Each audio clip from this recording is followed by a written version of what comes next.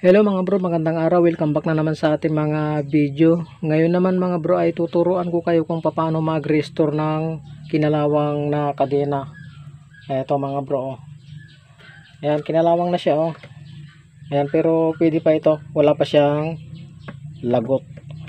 Okay, so panoorin nyo mga bro hanggang dulo ang video ito para magkaroon na naman kayo ng idea sa video ito. Okay, so ang gagamitin natin dyan mga bro ay itong wire brush na metal. Ito mga ito, pero isa lang yung kukunin natin dito. Okay, so gamitan natin siya ng barena mga bro. Okay, kunin natin yung barena natin. Okay, medyo ilis natin to mga bro. So ito yung barena natin mga bro oh. Ayan, so bali kunin natin mga bro yung gagamitin natin. Ito yung kursonada kong gagamitin oh. Ayan, okay, kunin natin.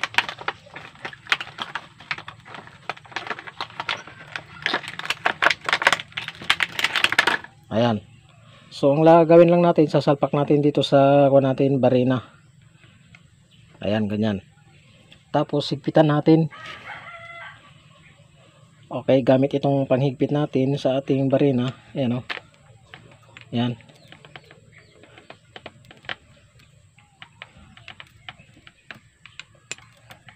Tapos pihitin natin, kabilain natin.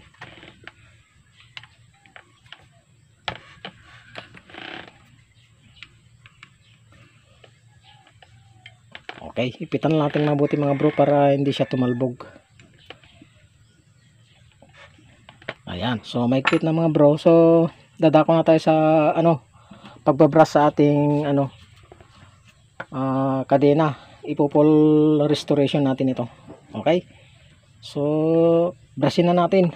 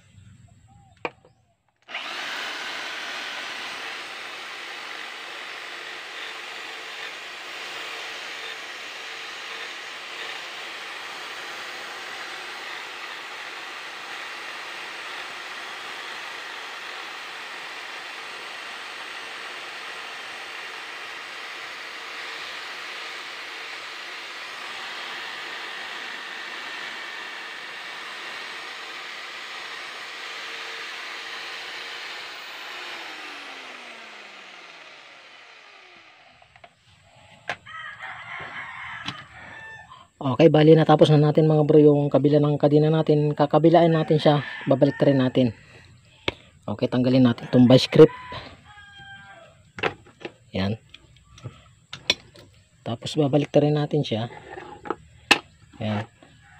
So ito yung sinampulan ko, yung pumuti na ito, medyo makinis siya. Okay, so simulan na naman natin mga bro. Iipit ulit natin siya ng vice grip.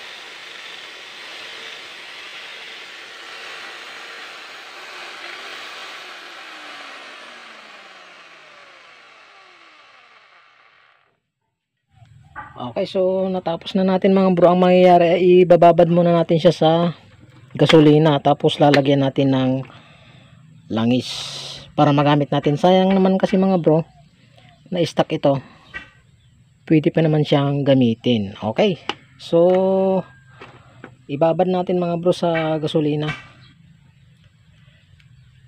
Okay, ibabad muna natin mga bro sa langis, tapos haluan natin ng gasolina para ma-preserve. Yan. Okay, tapos lagyan natin ng gasolina.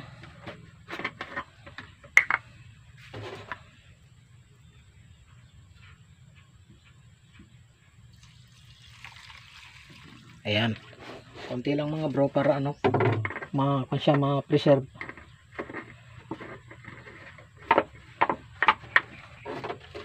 Okay, tapos kunin natin, alugin natin. Tapos baliktarin natin yan para matanggal yung kalawang. Okay, so ganyan lang mga bro mag-restore ng kinalawang na kadena. Ayan na siya, oh. Ayan, oh. Pwede na siyang gamitin. Ito rin mga bro yung gagawin kong tutorial kung paano gawing bakla ang kadena. Ang ibig sabihin ng bakla mga bro, pwede siyang panistis, pwede siyang pang putol. Abangan nyo yun mga bro. Ito rin na kadena yung gagamitin natin pang tutorial sa bakla na kadena, panistis o di kaya pang putol. Okay, so thank you mga bro sa inyong panonood.